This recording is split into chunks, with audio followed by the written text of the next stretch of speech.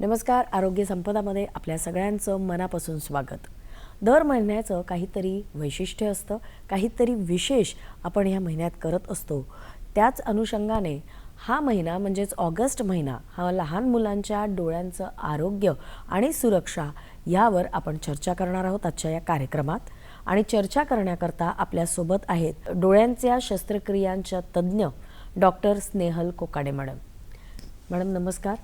आणि मॅडमविषयी सांगायचं म्हणजे मॅडम सध्या शासकीय वैद्यकीय महाविद्यालय व रुग्णालय नागपूर इथे सहाय्यक प्राध्यापक म्हणून कार्यरत आहेत. मॅडम, आज आपण लहान मुलांच्या डोळ्याची काळजी कशी घ्यायची, काय त्यांना त्रास होतात, डोळ्याचे काय प्रकार असतात, त्या प्रॉब्लेम्सचे ह्याच्यावर चर्चा करणार आहोत. तर सगळ्यात आधी मला तुम्हाला विचारायचं आहे की लहान मुलांमध्ये सगळ्यात जास्त कुठले प्रॉब्लेम्स डोळ्यांच्या दृष्टिकोनातून आढळतात? सगळ्यात जास्त जे प्रॉब्लेम्स आढळतात लहान मुलांमध्ये ते आहेत रिफ्रॅक्टिव्ह एरर म्हणजे चष्म्याचे नंबर, त्या कारणाने आळशी डोळे अम्ब्लायपिया आणि अश्रू येणं पाण्यात डोळ्यातनं, तिररेपणा आणि जे काही आजार असतात जे जन्मतः असतात ते आहेत मोतियाबिंद किंवा मग ग्लॉकोमा. हे आजार खूप कॉमन आहेत लहान मुलांमध्ये. पण आता जसं तुम्ही म्हणालात की अश्रू येणं किंवा म्हणजे थोडासा एक तिरळेपणा किंवा हे, तर अगदी मुलं जेव्हा लहान असतात तेव्हा बरेचदा म्हणजे लहान मुलांच्या डोळ्यातनं अश्रू येणं हे खूप आपण एक कॉमन गोष्ट समजतो. तिरळेपणा म्हणजे कधी कधी ते मस्ती करतायत की काय डोळे इकडे तिकडे फिरवतात असंही जाणवतं. तर अशा वेळेला काय लक्षणं आपण समजली पाहिजे किंवा पालकांनी कुठल्या गोष्टीकडे लक्ष द्यायला पाहिजे आणि कुठल्या गोष्टींमधनं अंदाज येईल की यांना डॉक्टरकडे नेण्याची गरज आहे? लहान मुलांमध्ये दोन गोष्टी आहेत. एक पाणी येणं, मी त्या बाबतीत नंतर बोलते, आणि सगळ्यात आधी समजा तिरळेपणा किंवा चष्म्याचे नंबर्स असतील तर काय गोष्टी असतील जी पालकांनी लक्ष द्यावं मुलांकडे. जर समजा आपला पाल्य जर खूप जवळून पुस्तक बघत असेल किंवा कुठलीही गोष्ट खेळणी असो काही असो खूप अगदी डोळ्याजवळ घेत असेल किंवा त्याला मागच्या बेंचवर बसूनही तो फळा दिसत नसेल, अशा वेळेस समजा तो सतत डोकेदुखीची कंप्लेंट करत असेल किंवा मग त्याच्या लिहिण्यामध्ये कुठे ना कुठे मिस्टेक होत असेल किंवा तर तो म्हणत असेल की मला दिसत नाही आहे क्लिअर कुठलीच गोष्ट, तर अशा वेळेस पालकांनी त्यांना त्वरित नेत्रतज्ञांकडे दाखवावं आणि त्यांचा उपचार केला व्हायला पाहिजे. आणि दुसरी गोष्ट तू म्हणाली होतीस की पाणी येणं, अश्रू येणं, हे लहान मुलांमध्ये कॉमन आहे. पण समजा आपली अश्रुनलिका जी असते ना, जी ड्रेनेज सिस्टम डोळ्यांची, ही 3 महिन्याच्या पुढे प्रॉपरली ड्रेनेज सिस्टम तयार होतो. त्याच्या आधी 3 महिन्याच्या आधी समजा बाळाला किंवा मुलांना पाणी येत असेल, डोळा लाल असणं, तर यासाठी तुम्ही नेत्रतज्ञांकडे जा. तो युजली मोस्ट कॉमनली याच्यामध्ये इन्फेक्शन एक रिझन असतं. 3 महिन्यानंतर समजा बाळाला पाणी येणं, डोळे सकाळी उठल्याबरोबर चिकट येणं, अशा गोष्टींमध्ये शक्यतो तो अश्रुनलिका ब्लॉक असण्याची शक्यता जास्त असते. मग अशा बाबतीत समजा बाळ 4 महिने ते 8-9 महिन्यापर्यंत आम्ही बाळाला मसाज सांगत असतो, लॅक्रिमल मसाज जी डोळ्यांच्या जवळ करत असतो. नेत्रतज्ञ त्याचा प्रॉपर तुम्हाला कसं करायचा तो आणि किती वेळा करायचा ते सांगतात. अशा बाबतीत ती अश्रुनलिका आपोआप उघडून जाते. समजा ती नाही झालीच तर तो तुम्हाला ऑक्लोप्लास्टी किंवा एक नेत्रतज्ञांकडे जाऊन त्याचं पुढचं काय करायचं, कसं करायचं या बाबतीत सल्ला घेणं अतिशय आवश्यक आहे. पण हे जे तुम्ही आता सांगितलं की अगदी लहान बाळं जी असतात 3 महिन्याच्या आधीची किंवा, तर हे इन्फेक्शन्स कशामुळे होतात? काही त्याची कारणं आहेत का अशी काही? त्याची भरपूरशी कारणं आहेत संपदा. जर समजा डिलिव्हरी झाल्याच्या विदिन 1 मंथ असेल तर आम्ही त्याला निओनेट म्हणजे जे जन्माच्या द्वारे झालेले काही इन्फेक्शन नॉर्मल डिलिव्हरीमध्ये किंवा मग ते दवाखान्यात जाण्यादरम्यान होतात किंवा काहीतरी जसं बाळ बाहेर येतं तर तो एक्सपोज होतोय एन्व्हायरमेंटला. तर या जोपर्यंत पोटात असतो तो आईच्या इम्युनिटीमध्ये असतो. बाहेर आल्यावर ह्या सगळे त्याला नवीन गोष्टी असतात तर त्यावेळेस इन्फेक्शनचे चान्सेस जास्त होतात. अशा वेळेस नवीन बाळांची स्पेशल काळजी घेतली पाहिजे. सॉफ्ट सुती कपड्यांनी त्यांचे डोळे व्यवस्थित पुसले पाहिजे बिकॉज ते पाणी येणं साहजिक आहे. पण समजा ते कितीही केलं, ड्रॉप टाकला, तज्ज्ञांचा सल्ला घेतला तरीही येत नाहीये किंवा डोळे लाल होत आहेत, सूज येते, अशा बाबतीत ते लवकरात लवकर तज्ज्ञांना दाखवलेलं कधीही बरं.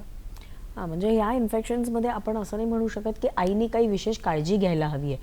हे इन्फेक्शन कोणालाही होऊ शकतात. काळजी एवढीच आहे की ती पाणी येतंय, तुम्ही क्लीन व्यवस्थित करत आहात आणि जर समजा तज्ज्ञांना दाखवलं आणि त्यांनी तुम्हाला ड्रॉप सजेस्ट केले तर ते तुम्ही टाकलेत, पण त्याही पलीकडे जर समजा तो उपचार त्याचे त्रास तसेच आहे तर मग तुम्हाला ते काळजीपूर्वक आहे.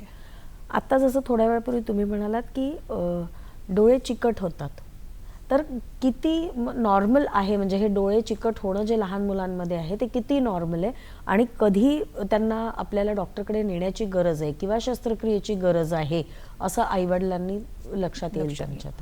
जसं मी सांगितलं हे मोस्ट कॉमन रिझन 3 महिन्याच्या पलीकडे समजा तुमच्या बाळांना पाणी येत आहे, चिकट येत आहे, डोळा सतत तुम्हाला ड्रॉप दिला आहे, त्यांनी तुम्हाला बरं वाटतंय एखाद महिना पण परत तीच म्हणजे पाण्याचा त्रास सुरू झाला असेल तर जसं मी सांगितलं आपण मसाज सजेस्ट करतो आणि जवळपास 100 पैकी 95% अराउंड 95 मुलांना हा जो त्रास आहे चांगल्या पद्धतीने मसाज केला, स्क्रिगल मसाज जो आम्ही त्याला म्हणतो आणि व्यवस्थित जर आईवडिलांनी केला तर तो आपोआप बंद होऊन जातो. समजा 12 महिने होऊन गेले, 8-9 महिने 12 महिन्याच्या जवळपास तो बाळ झाला पण तो त्रास कमी होत नाहीये किंवा डोळा लाल येते किंवा त्या अश्रुनलिकेच्या जवळच्या जागेवर सूज येत आहे तर अशा बाबतीत मग आम्हाला त्यांना प्रोसिजर असतं ज्याला आम्ही प्रोबिंग आणि सिरिंजिंग म्हणतो, जी आता आपोआप उघडण्याच्या याची नाही आहे, त्यांची ती नलिका आम्हाला उघडून घ्यावी लागते आणि ती युजली आम्ही जेव्हा बाळ 9-12 महिन्याचं होऊन जातो त्यावेळेस ती आम्ही परफॉर्म करत असतो.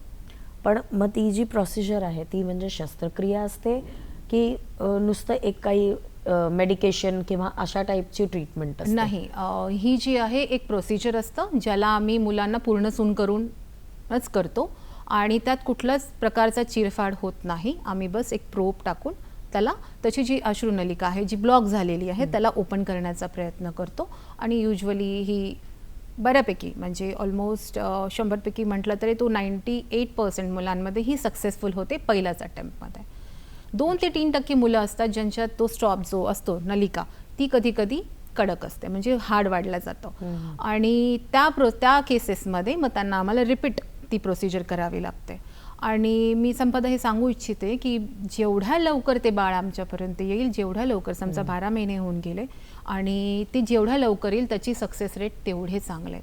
समजा बरेच जण ते विचार करतात की एवढ्या लहान बाळाला हे प्रोसिजर कसं करायचं, पण ते जेवढं सक्सेस रेट गुड त्याला कुठलीच प्रकारचा चिरा किंवा इजा होत नाही. आणि समजा जेवढा उशीर म्हणजे 2 वर्ष 3 वर्षाच्या नंतर जर ते बाळ येतंय त्याचा हाड वाढला जातं, हाड वाढतो मग ते जे ब्लॉक आहे तो कडक होत जातो किंवा हार्ड होत जातो जो डिफिकल्ट होऊन जातो पुढे मागून आम्हाला ओपन करायला.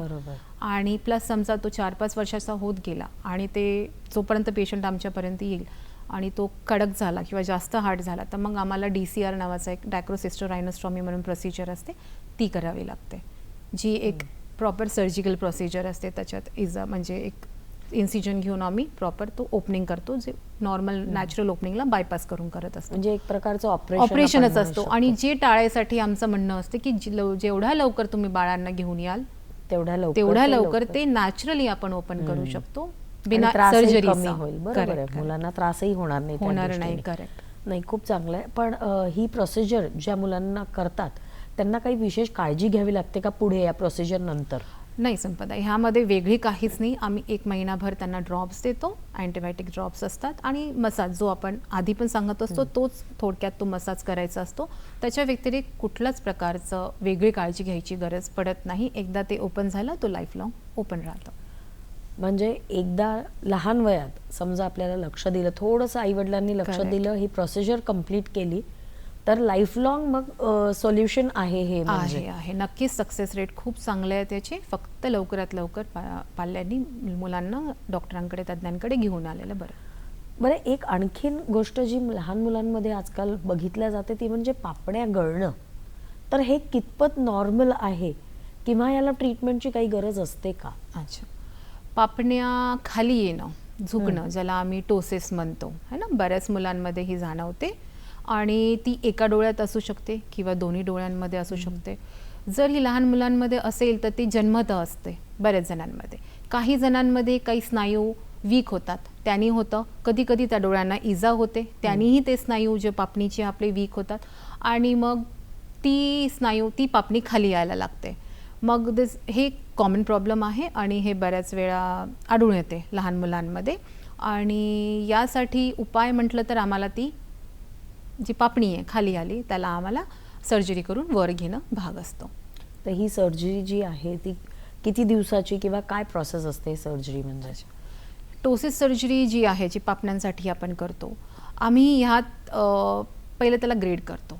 म्हणजे जर ती पापणी बुबुळांवर येत आहे, तुमचं मुलगा मान आणि हनुवटी वर करून पाहतोय, बुबुळ उचलतोय कारण की त्याची पापणी उचलत नाहीये, तर तो बुबुळ वर करून पाहतो.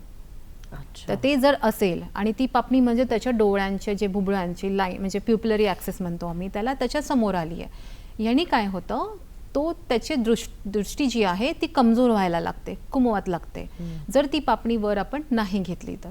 आणि ह्या मुलांमध्ये ते कुठल्या पण एजला असो, मग ते छोटंसं बाळ का असे ना, तर ते कुठल्याही एज ग्रुपला असो, अशा केसमध्ये लवकरात लवकर ती पापणी वर घेणं भाग आहे. नाही तर त्या मुलांमध्ये पुढच्या दृष्टिकोनातून ती नेहमीसाठी त्यांची दृष्टी खराब होऊ शकते. त्यामुळे ही लवकरात लवकर सर्जरी थ्रू वर घेणं कंपल्सरी असतं. समजा ती पापणी कमी असेल, म्हणजे ती बुबुळाच्या समोर येत नसेल, मग अशा मुलांना आम्ही सांगतो की ठीक आहे, बुबुळासमोर येत नाहीये, त्याच्या म्हणजे शिक्षणाच्या किंवा डोळ्यांच्या दृष्टीच्या पॉईंट ऑफ व्ह्यू ती काही एवढी घातक नाही आहे, आपण त्याला 18-19 वर्षाचं बाळ होईल तेव्हाही करू शकतो. पण ह्यासाठी पण एकदा डॉक्टरांचा सल्ला घेणं आणि त्याच्या अकॉर्डिंगली मग पुढची प्रोसिजर करणं अतिशय आवश्यक आहे. आता आपण लहान मुलांच्या डोळ्याच्या काळजीवरती बोलतोय, त्यांचे कसं डोळे चांगले ठेवता येईल याच्यावर. सध्या सगळ्यात कॉमन प्रॉब्लेम जो आपल्याला फेस करावा लागतो तो म्हणजे स्क्रीन टाईम. त्याविषयी काय सांगणार? लहान मुलांमध्ये आजकाल सगळ्यांना माहिती आहे, टॅबलेट्स, मोबाईल ह्या गोष्टी खूप वाढलेल्या आहेत. तर स्क्रीन टाईम ऑब्वियसली त्यांचा जास्तच असतो. तर माझं पालकांना हेच निवेदन आहे की त्यांचं जसं आता बाळ 2 वर्षाच्या पेक्षा खाली आहे, अशा मुलांना कृपया करून कुठलेही प्रकारचे स्क्रीन देऊ नका. मग ती मोबाईल असो का काही असो, थोडा वेळ पण असे ना, पण ती द्यायला नको.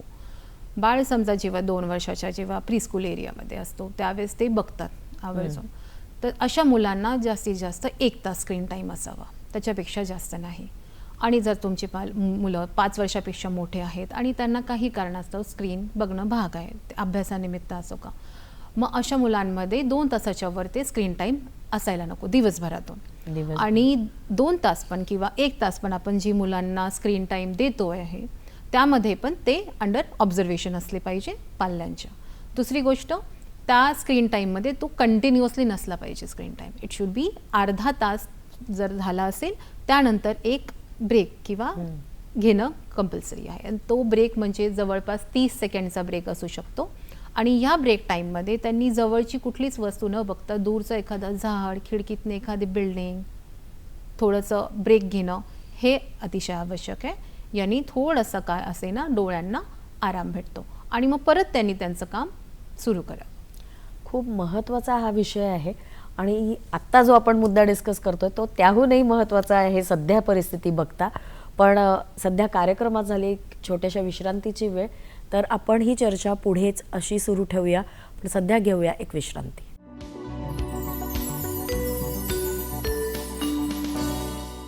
विश्रांतीनंतर आरोग्य संपदामध्ये आपल्या सगळ्यांचं मनापासून स्वागत.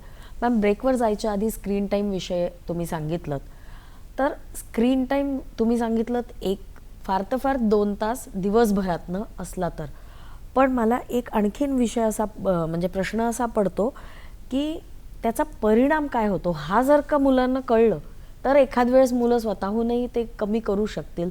तर स्क्रीन टाईम जर का जास्त असला लहान मुलांचा तर त्याचा त्यांच्या डोळ्यावर काय परिणाम होतो याविषयी काय सांगाल? स्क्रीन टाईम जर मुलांचा जास्त असेल तर त्यांची नंबर वाढण्याचे चान्सेस जास्त होतो आणि त्यांना पुढे मागे जाऊन जास्तीत जास्त नंबर लागण्याचे चान्सेस आहेत. जर तुम्हाला मुलांना नंबर ऑलरेडी असेल तर ते झपाट्याने वाढायला लागतात. सो शक्यतो स्क्रीन टाईम जेवढा कमी केला तेवढा चांगला, कारण की हा तुमच्या डोळ्यांसाठी अतिशय घातक असू शकतो. म्हणजे आता तुम्ही सांगितल्यानुसार की जर का खूप जास्त स्क्रीन टाईम असला तर चष्मा लवकर कमी वयात लागू शकतो.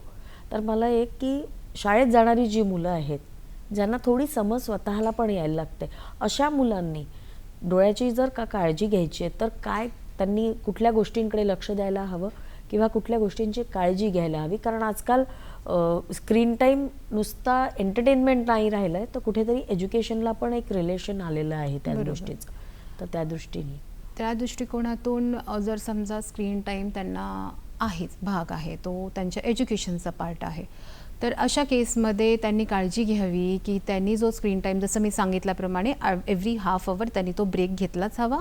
तुमचा जो स्क्रीन आहे तो 1 हँड डिस्टन्सवर ठेवला असावा. तो कधीही जवळ नको किंवा खूप लांबही नको. त्याची समजा स्क्रीन तुम्ही वापरत असाल तर आय प्रोटेक्शन मोडवर वापरावा. दुसरी गोष्ट, त्याचा जो फॉन्ट आहे अगदीही बारीक बारीक गोष्ट न त्याच्यावर डोळे स्ट्रेस न करता फॉन्ट वाढवून व्यवस्थित प्रकारे डोळ्यावर स्ट्रेस न येता तो स्क्रीन यूज करावा. तिसरी गोष्ट, प्रॉपर उजेड असला पाहिजे. अति ब्राईट नको आणि अति डल पण नको. चांगला उजेडात किंवा अंधारात तर ते स्क्रीन टाईम कधीच स्क्रीन यूज करू नये. आणि ह्या गोष्टींचे जर मुलांनी व्यवस्थित काळजी घेतली तर त्यांच्या डोळ्यांवर आय होप की कमीत कमी परिणाम होते. नक्कीच. हा विषय झाला अभ्यास करताना किंवा स्क्रीन एरवी बघताना. पण काही मुलं जी स्पोर्ट्सला जातात पण त्यांना जर का चष्मा असेल किंवा असं तर अशा मुलांनी किंवा अशा मुलांच्या आईवडिलांनी काय त्यांची काळजी घ्यायला हवी आणि त्याकरता असलेले जे स्पोर्ट्स गॉगल वगैरे आहे त्याची खरंच किती आवश्यकता असते ते वापरण्याची? नक्कीच संपदा, जर स्पोर्ट्स गॉगल मुलं आपल्या स्पोर्ट्सला जाताना जर घालत असतील तर त्याचे खूप लांब चांगले परिणाम असतील. कारण की तुम्ही जे इजा होतील, जे बरेचसे इजा लहान मुलांमध्ये होतात ते बॅट बॉल आणि खेळण्याचे ज्या काही वस्तू असतील त्या दरम्यान होतात. तर मुलांनी तीच काळजी घ्यावी की जे स्पोर्ट्स गॉगल्स आहेत ते वापरावे. ज्याला चष्मा असेल आणि जो स्पोर्ट्समध्ये ॲक्टिव्ह आहे त्यांनी कॉन्टॅक्ट लेन्सचा यूज करावा. आणि स्पोर्ट्स गॉगल्स पण वापरत असताना काळजी घ्यावी की शक्यतो जेवढं अवॉइड करता येईल तेवढी ती बॅट आणि बॉल इंजुरीज गेम्सपासून अवॉइड करता येईल तेवढी करावी. चुकून समजा झाली पण इंजुरी तर त्याला घरच्या घरी किंवा स्वतःच कुठलेच उपाय न करता डॉक्टरांना किंवा तज्ज्ञांना दाखवावं. कारण की डोळ्यांचे जे इंजुरीज असतात त्यांच्यामध्ये टायमिंग खूप इम्पॉर्टंट असतो. भलेही ते आपल्याला वाटतात की सुरुवातीला जास्त काही नाही आहे, हलकीशी सूज आहे, थोडंसं कमी दिसतंय, पण जोपर्यंत उशीर होतो तोपर्यंत त्यांच्या डोळ्यांवर खूप मोठा परिणाम होऊन गेलेला असतो, जे त्यांच्या लाईफलाँग एफेक्ट करतं त्यांच्या करिअरला किंवा बाकीच्या स्पोर्ट्स फॅसिलिटीजला. त्याच्यामुळे माझं तेच पालकांना म्हणणं आहे की थोडं पण इजा असेल एकदा तज्ज्ञांना दाखवून घ्या आणि घरीच किंवा स्वतःच्याच मताने कुठलेच ड्रॉप्स किंवा मेडिकेशन्स वापरू नये. ज्यांना नंबर आहे अशा मुलांचं आता तुम्ही म्हणालात की स्पोर्ट्स गॉगल वापरणं चांगलंच आहे, पण त्या व्यतिरिक्त काय काळजी आणखीन घ्यायला हवी याबद्दल सांगाल तुम्ही? स्पोर्ट्स खेळताना तेच आहे की कुठली शार्प वस्तू यूज नाही करावा किंवा थोडंफार लागलं पण असेल तर त्वरित डॉक्टरांना दाखवा. आणि जे स्पोर्ट्स खेळतो आपण तर केअरफुली की कुठला कोणाचा हात कधी लागतो कधी काय लागतं तर त्या गोष्टीची काळजी घेतल्यास त्यांना. आणि कॉन्टॅक्ट लेन्सेस तुम्ही म्हणालात की यूज करू शकतात, तर कुठल्या एजपासून ते कॉन्टॅक्ट लेन्स यूज करू शकतात? लहान मुलांना मी contact lens as such suggest करत नाही. मी फक्त त्यांना म्हणते आहे जे खूप जास्त ॲक्टिव्ह आहेत. बरेच जणांना खूप इंटरेस्ट असतो एखाद्या स्पोर्ट्समध्ये, त्या लाईक ते खूप नॅशनल लेवल किंवा त्या जणांनाच जर डॉक्टरांच्या सल्लेद्वारे जर घेत असाल तर त्यांनी कॉन्टॅक्ट लेन्सेस यूज करावं. ते पण मी सजेस्ट करेल की जेव्हा ते त्याची काळजी घेऊ शकतील त्या लेवलला राहतील. It is I suggest it is more than 14 years or 15 years. म्हणजे एक प्रॉपर मॅच्युअर्ड एज असेल ज्याच्यात ते डोळ्यांची लेन्सेसची काळजी त्याच याच्यामध्ये, आणि जे खूप ॲक्टिव्ह आहेत स्पोर्ट्समध्ये त्यांनीच ती वापरावं. अदरवाईज ते लहान मुलांना आम्ही सजेस्ट करत नाही. हा विषय झाला स्क्रीनचा, डोळ्याची आपण काय काळजी. पण बरेचदा असं असतं की जे आपलं डाएट आहे त्याचासुद्धा इफेक्ट होतो का डोळ्यांच्या म्हणजे हेल्थवर किंवा आहे तर त्या दृष्टीने तुम्ही काय सजेस्ट कराल की कसं पोषण असावं जेणे आपले डोळे चांगले राहतील? नक्कीच डोळ्यांवर आहाराचा एक चांगलाच परिणाम असतो आणि त्या चांगले डोळ्यांसाठी एक संतुलित आहार अतिशय गरजेचा आहे. तर संतुलित आहारमध्ये पालेभाज्या, दुधाचे पदार्थ किंवा मासे, फ्रूट्स, सीजनल फ्रूट्स हे अतिशय तुमच्या रेग्युलर डाएटमध्ये असणं आवश्यक आहे. त्याच्या व्यतिरिक्त ज्या फ्रूट्स किंवा व्हेजिटेबल्समध्ये vitamin A, vitamin E, vitamin C असतं, हेही न्यूट्रिशन अतिशय बिकॉज हे वाढते वय असतं मुलांचं, याच्यात संतुलित असलेलं विटॅमिन न्यूट्रिशन किंवा ड्रायफ्रूट्स ह्या गोष्टी अतिशय इम्पॉर्टंट आहेत आणि ते डेफिनेटली त्यांच्या डोळ्यांना चांगलं आरोग्य देतील. आत्ता तुम्ही सांगितलं की खाण्याचा सुद्धा परिणाम डोळ्यांवर आपण जे काही खातो वगैरे जो आहार असतो त्याचा, तर एक्झॅक्टली त्याचा काय लिंक आहे म्हणजे काय त्याचं संबंध आहे हे जर सांगितलं तर आमच्या जसं न्यूट्रिशन एक संपूर्ण आहार म्हणजे त्याच्यामध्ये विटॅमिन्स आले, त्याच्यामध्ये अँटीऑक्सिडंट्स आलेत, त्याच्यामध्ये ओमेगा 3 फॅटी ॲसिड्स आलेत. आता ह्या सगळ्या गोष्टी आपल्या रेटिनाचे सेल्स असो, न्यूट्रिशन म्हणजे डोळ्यांचे ज्या बारीक अश्रू आहेत त्याची क्वालिटी असो, ह्याच्यामध्ये ते परिणाम करतात. समजा जर आपल्या याच्यामध्ये विटॅमिन एची कमी असेल, जे बऱ्यापैकी असतं खाण्यामध्ये, तर मग तुम्हाला नाईट ब्लाइंडनेस, रात अंधळेपणा असे आजार होऊ शकतात. तर हे सगळे किंवा मग कमजोरी असू शकते डोळ्यांची आणि त्यांनी तुमच्या दृष्टीवर डेफिनेटली इफेक्ट होतो. आणि ह्या सगळ्या गोष्टी जर डोळ्याच्या डेव्हलपमेंटच्या वेळी जर खाण्यामध्ये नसतील तर नक्कीच ते न्यूट्रिशन प्रॉब्लेम राहू शकेल, डोळ्यांच्या पडद्यांवर इफेक्ट होऊ शकतो याचा. बरोबर. पण बरेचदा असं बघितलं गेलं आहे की लहान मुलं खेळत असतात किंवा ते त्यांच्या ह्याच्यात असतात, त्यांना सांगता येत नाही, पण अचानक असं जाणवतं की त्यांच्या डोळ्याभोवती सूज आली आहे किंवा एखादी गाठ आहे लहानशी असं. तर ही जर का अचानक घडलं असेल काही तर ते किती म्हणजे काळजीचं कारण आहे? लहान मुलांच्या डोळ्यांच्या अवतीभोवती गाठी हे अतिशय कॉमन प्रॉब्लेम आहे आणि त्याला आपण म्हणू शकतो सूज येतं, लाली येते, डोळ्यांच्या भोवती गाठी दिसतात. जर ही गाठ दुखत असेल तर ही युजली स्टाय, जसं रांजणवाडी हे कॉमन शब्द वापरतो आपण, त्याच्याने होत असते किंवा कॅलेझियॉन ज्या ग्रंथी असतात डोळ्यांच्या अवतीभोवती त्याच्या ब्लॉकेजमुळे होत असतात. तर ही घाबरण्यासारखी बाब नाही आहे. ह्यात नॉमिनल ते आपोआप बरे होतात. समजा ते दुखणं वाढलं आहे त्यांचं किंवा मग तो डोळ्याला लाली येतोय किंवा ती सूज अतिशय वाढती आहे, असहाय्य होत आहे, अशा प्रकारामध्ये किंवा अशा गाठीच्या वेळेस किंवा त्रास असेल तर पालकांनी मुलांना लवकरात लवकर नेत्रतज्ञांकडे घेऊन जावं व त्याचा उपचार करून घ्यायला हवा. आजकाल कॅन्सर हा एक खूप भयावह तर आहे नाव, पण खूप कॉमन सुद्धा आहे. अगदी लहान वयापासून वेगवेगळ्या प्रकारचे कॅन्सर मुलांना व्हायला लागले. त्यात डोळ्याचा कॅन्सर हा सुद्धा एक प्रकार आहे. तर त्याचं निदान किंवा त्याची लक्षणं ह्याविषयी काय सांगाल? डोळ्यांचे कॅन्सर हा एक अतिशय चांगला पॉईंट आहे. बरेच जणांना ही कल्पना नसते की लहान मुलांमध्ये पण डोळ्यांचे कॅन्सर होतात. आता लहान मुलांमध्ये सगळ्यात जास्त कॉमन आपण रेटिनोब्लास्टोमा आम्ही म्हणतो, जे जवळपास 10,000 ते 15,000 मुलं जर जन्माला आले त्याच्यात एखादा होतो. म्हणजे हा अतिशय दुर्मिळ आहे, पण हा अतिशय घातक सुद्धा आहे. आणि याचा लवकरात लवकर जर आपण निदान करत असू तर त्याचे उपचार आणि त्याचे रिझल्ट्स अतिशय चांगले आहेत. आता लहान मुलं म्हणजे काही बाळांना सुद्धा म्हणजे जे जन्माला आले त्यांना सुद्धा हा डोळ्यांचा कर्करोग होऊ शकतो.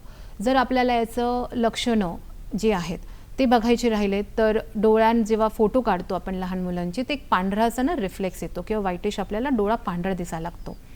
किंवा मग लहान बाळांचे किंवा मुलांचे डोळे लाल होणं, जे कुठल्याच प्रकारच्या ड्रॉपने जात नाही आहेत किंवा ते मोठे दिसायला लागतात. किंवा मग ते डोळे अतिशय लाल आहेत, पाणी गळतंय किंवा तिरका व्हायला लागतो अचानक. अशा बाबतीत हे थोडक्यात एक कर्करोगाचे सिम्पटम्स किंवा आपण लक्षणं आहेत असं म्हणू शकतो. अशा वेळेस मला एवढं म्हणायचं की पालकांनी मुलांना लवकरात लवकर जे पण एक मेडिकल कॉलेज असेल जवळपासचं किंवा हायर सेंटर, बिकॉज याचं निदान करणं अतिशय आवश्यक आहे. आणि आमचा हेतू यात हाच असतो की जसे हे कर्करोग पसरतात, मग ते डोळ्यापासनं दुसऱ्या डोळ्याला किंवा मग दुसरीकडे पसरू शकतात, ह्यानी मुलांच्या जीवाला धोका असू शकतो. पण अशा बाबतीत न घाबरता लवकरात लवकर जर दाखवलं तर डॉक्टरांना तर आम्ही त्याचा चांगला उपचार करू शकतो आणि आमचा प्रयत्न हाच राहतो की आम्हाला मुलांचं आयुष्य वाचवायचं आहे. हा मुख्य आमचा हेतू राहतो. आणि समजा तेही जमलं, जर लवकर निदान झालं तर आम्ही त्यांचा डोळा आणि त्यांची दृष्टी देखील वाचवू शकतो. पण खूप महत्त्वाचा हा मुद्दा आहे आणि सध्या तारखेला ही काळजी घेणं ही तेवढंच आवश्यक आहे. ही चर्चा आपण अशीच पुढे सुरू ठेवूया, पण सध्या घेऊया एक छोटीशी विश्रांती.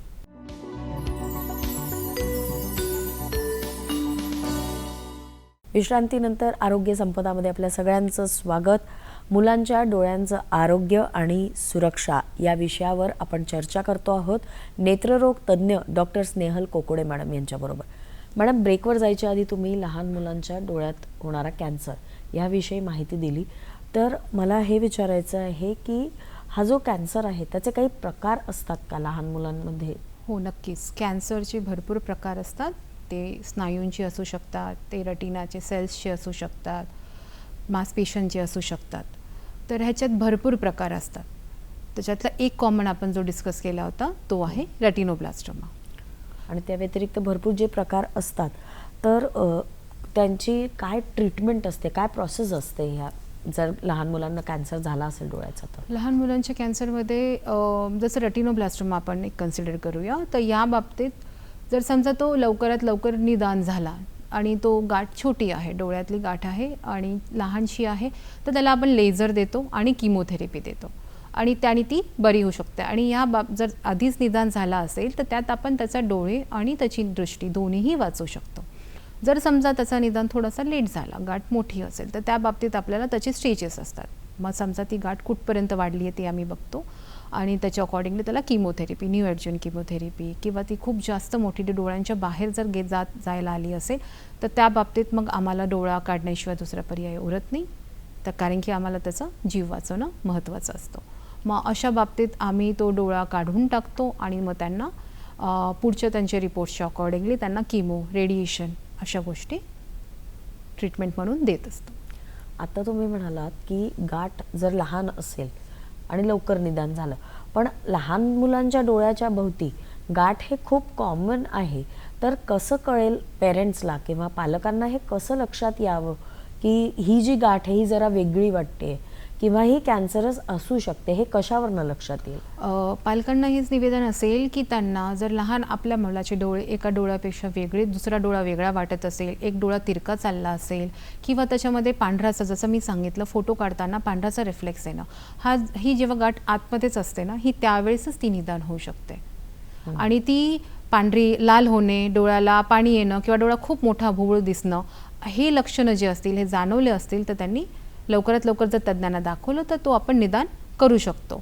बाकी हेच सगळे जे आहेत, थोडी छोटीशी पण गाठवरती असेल तर ती दाखवायला पाहिजे एकदा, सो दॅट त्याचा निदान. मग ती काही काही ज्या गाठी असतात त्या साधारण असतात आणि काही काही असतात ज्या घातक असतात. बरोबर. म्हणजे एकंदरीतच आपण म्हणू शकतो की जराही तुम्हाला असं लक्षात आलं पालकांना की डोळ्याच्या भोवती गाठ आहे आणि जास्त दिवस आहे, तर लगेच नेत्रतज्ञांना त्यांनी एकदा सल्ला कॉन्टॅक्ट करावा. घेतलेला कधी बरं.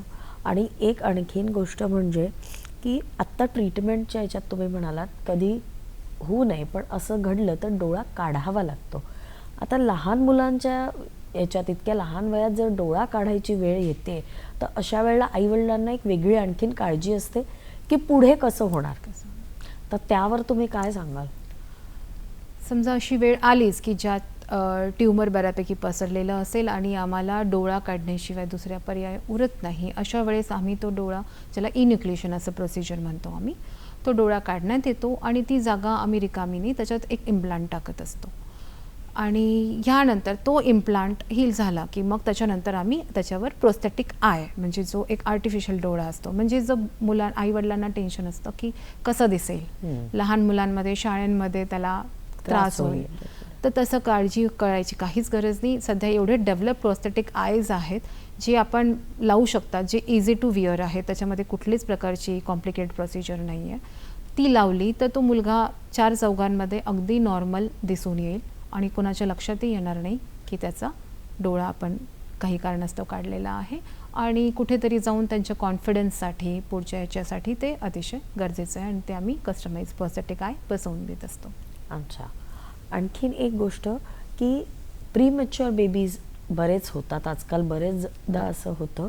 तर प्रीमॅच्युअर बेबीजमध्ये पण प्रीमॅच्युरिटीमुळे किंवा काही कारणास्तव त्यांच्या डोळ्यावर परिणाम होतो का? हो, नक्कीच. प्रीमॅच्युअर बेबी म्हणजे जर बाळ 7 महिने किंवा 9 महिन्याच्या आधी जर जन्माला आला असेल, तर अशा बाळांना युजुअली आपण ICUत ठेवतो, त्यांना ऑक्सिजन देतो आणि बाकी बरेच लांब काळपर्यंत त्यांचं वेट आणि सगळं मॅनेजमेंट होत असतं. अशा बाळांची मागच्या पडद्याची तपासणी अतिशय आवश्यक असतं, कारण की रेटिना जो आहे जवळपास 9 महिन्याच्या जवळपास तो मॅच्युअर होतो. आणि जेव्हा बाळ आधीच जन्माला येतं, मग त्याचा जो रेटिना आहे तो मॅच्युअर झालेला नसतो. ह्या बाबतीत मग आपल्याला ते रेटिना तज्ज्ञ जे म्हणतो आपण, त्यांच्याकडून तपासणी करून घेणं भाग असतं. ते त्याचे स्टेजेस असतात रेटिनोपॅथी ऑफ प्रीमॅच्युरिटीचे, आणि ते नियमित त्याला 3-3 आठवडे किंवा मग 2 आठवडे डॉक्टरांच्या सल्ल्याप्रमाणे त्याला नियमित त्यांचा रेटिना चेक करणं भाग असतं. त्याने त्याची मॅच्युरिटी आपल्याला कळून येतं. समजा तो व्यवस्थित मॅच्युअर होत असेल तर तरीही तुम्हाला तो फॉलोअप रेटिना स्पेशलिस्टला दाखवणं गरजेचं आहे. आणि समजा तो मॅच्युअर होत नसेल तर मग ते तज्ज्ञ आपल्याला तुम्हाला पुढचा उपाय त्याचं लेझर करावं लागतं कधी. मग तो जो रेटिना आहे जो पडद्यापासून निघून गेला असतो, तर तो त्याला अटॅच करण्याचा प्रयत्न करतात. अच्छा. आणि मग हे जर प्रोसेस ही कंप्लीट झाल्यावर मग ते लाईफलॉंग सोल्युशन असतं की त्यांना काही विशेष काळजी घ्यावी लागते पुढे मोठं झाल्यावर? बाळ थोडंसं मोठं होईपर्यंत त्यांना एक विशेष काळजी घ्यावी लागते. त्यांना नियमित रेटिना स्पेशलिस्टला दाखवावं लागतो. पडदा जरी तो अटॅच असला तरी तो नाजूक असतो आणि त्याच्यात विजन किती त्यांची एफेक्ट झाली आहे ह्या बाबतीत थोडासा फॉलोअप त्यांना लागणारच असतो. तर अशा मुलांना चष्मा वगैरे रेग्युलरली वापरावा लागतो की एक नॉर्मल जसं आपण विदाऊट स्पेक्स पण? ज्यांचं मॅच्युरिटी चांगली झाली असेल त्या मुलांना गरज नाही पडत, पण ज्यांचं विजनवर एफेक्ट झाला असेल तर तशा मुलांना चष्मा लागण्याची शक्यता असते. मग ती तज्ज्ञांच्या सल्ल्यानुसार त्यांचा नंबर जो असेल त्या हिशोबाने त्यांना दिला जातो. बरेचदा ना असं बघितलं जातं की काही आपल्या जसं एक ट्रेडिशनल सगळे संवाद असतात घरात, तशा ह्याच्यात बरेचदा असं बघितलं गेलं की पेरेंट्सचं म्हणणं असतं की 2-3 वर्षाची मुलं होईस्तोवर त्यांचं डोळ्याचं चेकअप वगैरे करण्याची काही गरज नसते. छोट्या मोठ्या गोष्टी जसं सुरुवातीला आपण बोललो तसं की अश्रू येणं, म्हणजे लाल होणं डोळा किंवा पाणी येणं, ह्या सगळ्या अशा कॉमन गोष्टी आहेत आणि 2-3 वर्षापर्यंत चेकअपची गरज नाही. तर हे कितपत बरोबर आहे? हे अतिशय चुकीचं आहे. माझं म्हणणं राहील असं नाही की सगळ्यांनाच आपल्याला 3 वर्षापर्यंत चेकअप केलं नाही पाहिजे. नाही, जर तुमच्या मुलांना जर समजा हे समस्या असतील, जसे मी सांगितलं त्यांना दिसायला कमी आहे, ते खूप जवळून TV बघत आहेत, ते सतत जवळून पुस्तकं बघत आहेत किंवा त्यांना त्रास होतो आहे, डोकंदुखी असेल काहीही असो, त्यांच्या डोळ्यांमध्ये पांढरे हे दिसतात, तर त्यांना ते करणं अतिशय नेत्रतज्ञांना दाखवणं गरजेचं आहे. असं नाही आहे की 3 वर्षापर्यंत आपण काहीच गरज नाही. जेवढा आधी निदान होईल तेवढा ते त्यांच्यासाठी चांगलं राहील.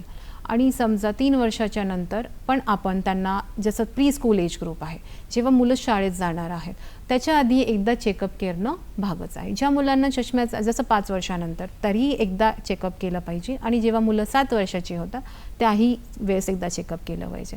काही मुलांना नंबर जन्मता लागून जातो, त्या मुलांचे डोळे तिरके वगैरे जाणवतात, त्यांना तर आवश्यकच असतं दाखवणं. काही मुलांना नंबर उशिरा येतो, जसे ते शाळेला जायला लागतात.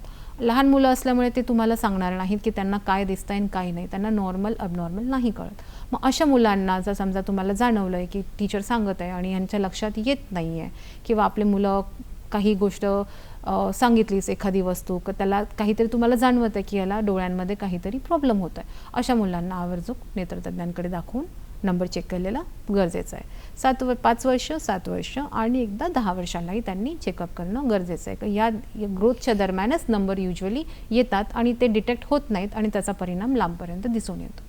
मॅम, ही चर्चा आपण पुढेही अशी सुरू ठेवूया, पण सध्या कार्यक्रमात वेळ झाली आहे एका विश्रांतीची. घेऊया एक छोटीशी विश्रांती.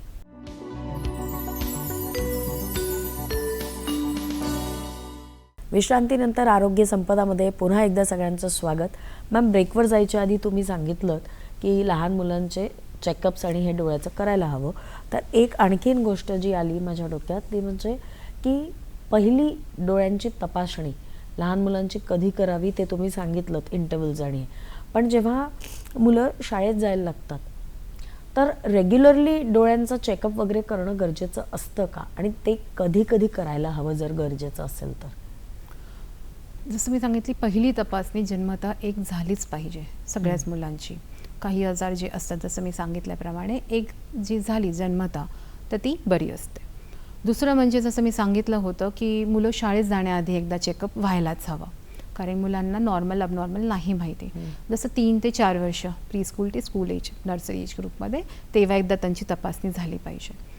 ज्या मुलांना नंबर असेल त्यांनी तर ती नियमित 1-1 वर्षाला तपासणी करणं भागच आहे. समजा मुलांना नंबर वगैरे नाही आहेत आणि त्यांचे डोळे नियमितपणे चांगले आहेत, तरीही एकदा 5 वर्ष आणि एकदा 7 वर्ष ही एकदा जी एज ग्रुप्स आहेत त्या दरम्यान एकदा नंबर चेक केलेलं कधीही बेटर, कारण की हा एज ग्रुप आहे त्याच्यात नंबर वाढण्याची शक्यता, ही नवीन नंबर येण्याची शक्यता पण जास्त असते. आणि जे ग्रामीण भागातल्या शाळा आहेत तिथे बरेचदा की तपासणी शिबिरं असतात, तर त्याची किती आवश्यकता तुम्हाला असं वाटतं की तिथे असायला हवी, आणि किती फ्रिक्वेंटली हे सगळं व्हायला हवं ग्रामीण भागात? ग्रामीण भागात होणारे शिबिर याची खूप खूप महत्त्वाचे आहेत.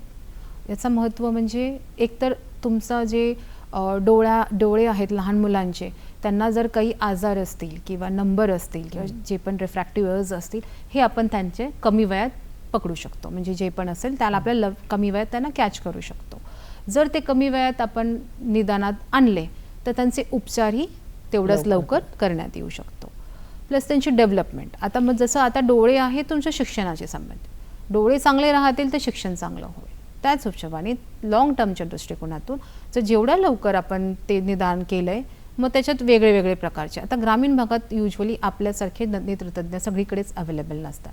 मग हेच जे शिबिरा थ्रू जे मुलांना नंबर आहे किंवा वेगळ्या प्रकारचे काहीही आजार असतील, तर हे आपण निदानात लवकरात लवकर आणल्यास त्यांच्या दृष्टिकोनातून ते बरं राहतं. नाही तर बऱ्याच वेळा ते बरेच उशिरापर्यंत लक्षात येत नाही, जोपर्यंत ते मुलं मोठे होत नाहीत. ग्रामीण भागात सहसा कुठले डोळ्याचे विकार जास्त मोठ्या प्रमाणात आढळतात? ग्रामीण भागात जसं मी सांगितलं, चष्म्याची नंबर हे सगळीकडेच कॉमन आहे, ग्रामीण असो किंवा शहरी असो.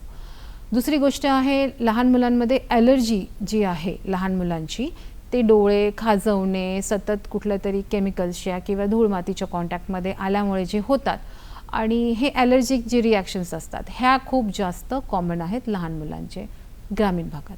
आणि याचं एक महत्त्वाचं म्हणजे बऱ्याच वेळा ते कुठले तरी मेडिकलचे ड्रॉप घेऊन टाकण्यात येतात आणि मग ती तात्पुरता एलर्जी जाते पण ती परत येत राहते, आणि जोपर्यंत तो मुलगा सतत डोळा खाजवत राहतो त्याचा नंबरही देखील वाढत राहतो. त्याच्यामुळे ह्या गोष्टी ज्या आहेत अतिशय कॉमन आहेत लहान मुलांचे ग्रामीण भागातल्या. तर हे टाळण्याकरता ग्रामीण भागातल्या मुलांनी किंवा त्यांच्या पालकांनी काय काळजी घ्यायला हवी? मी हे सांगू इच्छिते की जर मुलांना काही डोळा तो सतत खाजवत असेल तर त्यांना नेत्रतज्ञांकडे द्या. त्याला नंबरही असू शकतो किंवा त्याचा डोळा सतत लाल राहतोय तर अशा वेळेस त्यांना प्रॉपर तज्ञांकडे देऊन, त्याला ॲलर्जी असू शकते. ॲलर्जीचे लहान मुलांची जी असते ना ती सतत येते, जसं सीझन चेंज होतात किंवा काही ॲलर्गन असतात जे कॉमनली आढळतात ग्रामीण भागात, तर हे जे आहे ते परत परत त्याच्या कॉन्टॅक्टमध्ये येतात. तर एकदा नेत्रतज्ञांकडून चांगला सल्ला घेतला आणि त्याची प्रॉपर ट्रीटमेंट घेतली, कारण की याची ट्रीटमेंट 7-8 दिवस नाही चालत. याची ट्रीटमेंट कधी कधी तुम्हाला ड्रॉप्स 1-1 महिना 1.5 महिन्यात टाकावं लागतं. त्याची एक पद्धत असते टाकायची, कमी कमी करून करायची. तर त्या पद्धतीने जर केला तर ते अतिशय चांगलं, आणि मग त्या मुलांना तो त्रास जास्त जाणवणार नाही, प्लस नंबर वगैरे जे आहे तेही कमीत कमी लागतील. आपण आता ग्रामीण भागाविषयी बोलतोय, पण परत येऊन एक आणखीन गोष्ट, ती ग्रामीण असो किंवा शहरी भागात, ते म्हणजे की सोशल मीडियावर आजकाल डोळ्यांची काळजी घेण्याकरता किंवा डोळ्यांना काही त्रास झाला असेल तर त्याचा म्हणजे ट्रीटमेंटच्या दृष्टिकोनातनं बऱ्याचशा गोष्टी येत असतात, आणि लोक बरेचदा त्याचा प्रयोगही करण्याचा प्रयत्न करतात, जसं की डोळ्यात दुधाचे थेंब घालणं किंवा काही घरगुती अशा गोष्टी आहेत ज्याचा वापर केल्याने डोळे जास्त तीक्ष्ण होतात, चांगले होतात, असं वगैरे भरपूर काही येत असतं. तर ह्याविषयी आपण काय माहिती द्या? सोशल मीडियावर जे काही सांगतात ते सगळंच खरं असतं असं नाही. पालकांनी त्याची सहनिशा करावी आणि मगच ते वापरावं. आता राहिली गोष्ट, ह्या ज्या गोष्टी आहेत जे बरेच जण सांगतात की दूध टाका, काजळ लावा, हे अतिशय घातक आहेत. हे तुमच्या डोळ्यांना, मुलांच्या डोळ्यांना मदत तर कुठल्याच प्रकारे करणार नाही. इनफॅक्ट ते आणखीन इन्फेक्शन करतील आणि डोळ्यांना इजा करतील. राहिली गोष्ट काजळ, ग्रामीण भागात आपण बघतो भरभरून काजळ लावल्या जातं. या गोष्टींनी मुलांना खूप लहानपणीपासून मग डोळ्यांची ॲलर्जी व्हायला सुरू होते, कारण की आपल्याला त्याचा सोर्स नाही माहिती. तो इन्फेक्शन असतो, कधी उघडं असतं, काहीही असतं, आणि तो पूर्ण भरभरून लावला जातो, ते डोळ्यात जातं आणि कुठेतरी जाऊन मुलांना तो त्रास जाणवतो, ॲलर्जीज जाणवतात, जे बिलकुल सुद्धा वापरू नये. दुसरी गोष्ट, कोणीतरी सांगतं की डोळ्यात हे तेल टाका किंवा याचं ज्यूस टाका तर ते बरं होईल. ह्याच्याने बऱ्याच वेळा मुलांना काही लागलेलं असतं आणि मग हे घालतो आपण त्यात, तर त्याच्यात इन्फेक्शन वाढतं. आणि जोपर्यंत तो मुलांना पालक आमच्यापर्यंत आणतात ते इन्फेक्शन ऑलरेडी पसरलेलं असतं आणि ह्याच्याने त्याच्या डोळ्यांवरती अतिशय घातक असे परिणाम होऊन जातात. बऱ्याच वेळा आम्ही त्याला काहीच हेल्प नाही करू शकत त्या दृष्टिकोनातून. तर तेच आहे की अशा कुठल्याही यूट्यूबवर किंवा कुठल्याही ज्या याच्यावर माध्यमांवर आलेल्या आहेत, ज्या प्रकारचे जे उपाय दिलेले आहेत, त्या सगळ्याच याच्यावर विश्वास करू नका आणि शक्यतो तज्ज्ञांचा सल्ला घेऊनच त्याचा उपचार करावा. असे घरगुती उपाय जर का म्हटलं की आपल्या डोळ्यांची काळजी घ्यायची, तर कुठल्या अशा कॉमन गोष्टी आहेत की ज्या आपण जर का रेग्युलरली केल्या तर आपले डोळे शक्य तेवढं आपण त्याची काळजी घेऊ शकू? असं काही घरगुती उपाय म्हटलं तर एकच आहे, आपल्याला ना आपल्या डोळे ना सतत वर्किंग आहेत, करेक्ट. आपण समजा ऑफिसमध्ये काम करतोय तर आपण सतत स्क्रीन टाईम यूज करतो. आपण बाहेर गेल्यावर पण आपला कुठे ना कुठे डोळ्यांचा उपयोग असतोच. मग याच्या वेळेस जसं मी सांगितलं, डोळ्यांना थोडंसं ब्रेक द्यायचं. आपण थोडासा ब्रेक देतो. थोडासा ब्रेक दिल्यानंतर थोडं काहीतरी फिरून या, स्क्रीन टाईम सोडा. तुमचा लॅपटॉप असेल किंवा तुमची मोबाईल असो, ते सोडून तुम्ही काहीतरी हिरवळ बघा, एखादी दूरची वस्तू बघा, किंवा मग काहीच न करता आईस पॅक्स जे असतात आजकाल अवेलेबल आहेत ते तुम्ही ठेवू शकता डोळ्यांवर. हलकंसं डोळ्यांवर मसाज करू शकता किंवा एकदम मॉइश्चरचा ड्रॉप टाकू शकता. त्यांनी डोळ्यांना खूप बऱ्यापैकी आराम भेटतो आणि त्यांनी डोळे कमी थकतील तर ते ऑब्व्हियसली जास्त टिकू शकतील. हां, करेक्ट. नक्कीच. सध्या कार्यक्रमात झाली आहे की छोट्याशा विश्रांतीची वेळ. घेऊया एक विश्रांती आणि पुन्हा आपल्या लहान मुलांच्या डोळ्यांवर काय परिणाम होतात स्क्रीनचे आणि ते कसे आपण वाचवू शकतो ह्यावर चर्चा करूया.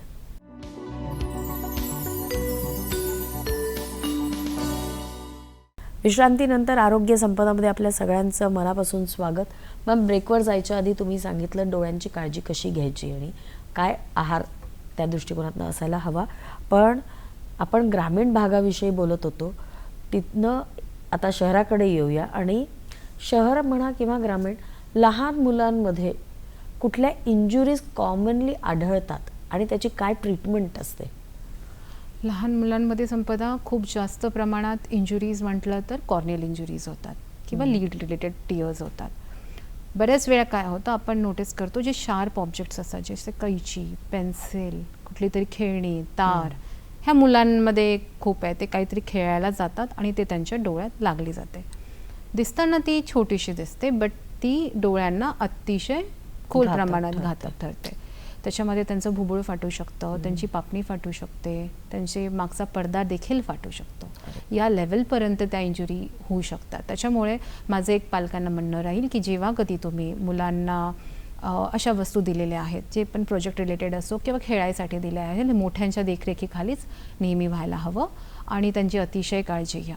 समजा इंजुरी झाली पण तर त्यांच्या डोळ्यात कुठल्याच प्रकारचं पाणी किंवा काहीच औषध टाकू नका. तुम्ही फक्त त्यांना लवकरात लवकर नेत्रतज्ञांकडे घेऊन जा. जसं म्हटलं, डोळे एवढे दुखणार नाही किंवा लाल होईल, डोळा मुलगा उघडत नसेल, आणि सगळ्यात जास्त म्हटलं तर फायर क्रॅकर इंजुरीज म्हणजे फटाके, हेही खूप जास्त कॉमन असते ग्रामीण ॲज वेल एज इकडच्या भागांमध्ये. बरोबर. तर याची ट्रीटमेंट म्हटलं तर समजा भुबुळ किंवा पापणी फाटली असेल तर आम्ही त्याचे सर्जरीज असतात ते करतो. पण त्याच्यामध्ये पण हे इम्पॉर्टंट आहे की तुम्ही कुठल्या टाईमवर आहात. जसं डोळा आहे अतिशय म्हणजे याच्यात संसर्ग खूप लवकर होतो. एकदा तो फुटला गेला किंवा काही झालं इंजुरीज तर त्याच्यात संसर्ग व्हायला वेळ लागत नाही. त्याच्यामुळे टाईम इम्पॉर्टंट आहे. इकडे तिकडे दाखवण्यापेक्षा जो काही जवळपासचा मेडिकल कॉलेजेस असतील तिथे लवकरात लवकर घेऊन जा, कारण की डोळे अतिशय नाजूक भाग आहे. त्याच्यात कुठल्याही प्रकारचं काहीही टाकू नका. आणि ते जसं तुम्ही मेडिकल कॉलेज किंवा मोठ्या हॉस्पिटलला जाल तिथे तुम्ही त्यांना नेत्रतज्ञांना दाखवा आणि त्या हिशोबाने त्याची ट्रीटमेंट लवकरात लवकर करून घ्या. जेवढे लवकर ट्रीटमेंट होईल त्याचे रिझल्ट्सही तेवढे चांगले राहतील. आता आपण ट्रीटमेंटविषयी बोलतोय खरं, पण जे तुम्ही सांगितलं जसं फटाक्याने होणारी इंजुरी किंवा थोड्या वेळापूर्वी आपण कॅन्सरबद्दल बोललो, बरेचदा पालकांना हा मोठा एक प्रश्न असतो की याचा खर्च किती येईल किंवा खर्च जास्त होऊ नये म्हणून घरगुती काहीतरी उपाय करून जर बरं होत असेल तर असे पण बरेचदा प्रयत्न केल्या जातात. तर या दृष्टिकोनातनं तुम्ही काय त्यांना गायडन्स द्या? पाल्यांना माझं हे म्हणणं आहे की महाराष्ट्राच्या जे आहेत आरोग्य योजनेस जे सगळीकडे लागू आहेत, आजकाल तुम्हाला ते सगळ्याच मेडिकल कॉलेजेस किंवा डिस्ट्रिक्ट हॉस्पिटलमध्ये भेटले जातील. तर हे जे योजने आहेत याच्यात बऱ्यापैकी म्हणजे जवळपास निम्मे सर्जरीज हे योजनेअंतर्गत होऊन जातात आणि ते योजनेअंतर्गत म्हणजे त्याच्यात कुठल्याही प्रकारचा शुल्क लागत नाही. त्याच्यामुळे किती खर्च लागेल काय लागेल त्याच्या बाबतीत न विचार करता तुम्ही लवकरात लवकर तज्ज्ञांना दाखवा. तिथे कुठल्याही प्रकारचा तुम्हाला शुल्क लागणार नाही आणि ते कमी दरात अगदी निःशुल्क याच्यात ते योजनेअंतर्गत तुमचे उपचार केले जातील. पण खूप छान तुम्ही सगळी माहिती आजच्या या कार्यक्रमात दिली आहे.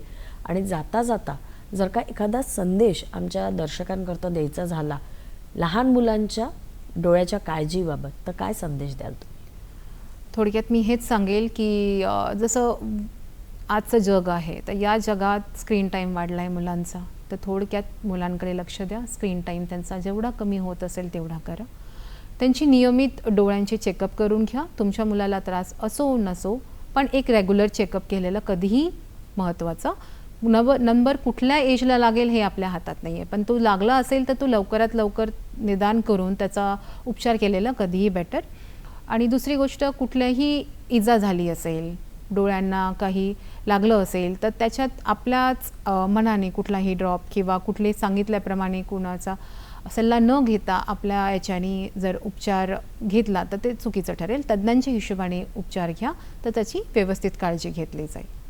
आणि आहारही खूप महत्त्वाचा आहे. आहारही नक्कीच महत्त्वाचा आहे. चांगला आहार, चांगलं पोषण, चांगल्या गोष्टी खाल्ल्यास डोळे नक्कीच चांगले राहते. मॅम, आपण इथे आलात आणि खास करून लहान मुलांच्या डोळ्याचं आरोग्य आणि यावर दिलेली खूप छान सगळी माहिती. आशा करते की आमचे सगळे जे प्रेक्षक आहेत त्यांना ही मदतगार ठरेल. आणि आपण इथे वेळात वेळ काढून आला, खूप धन्यवाद.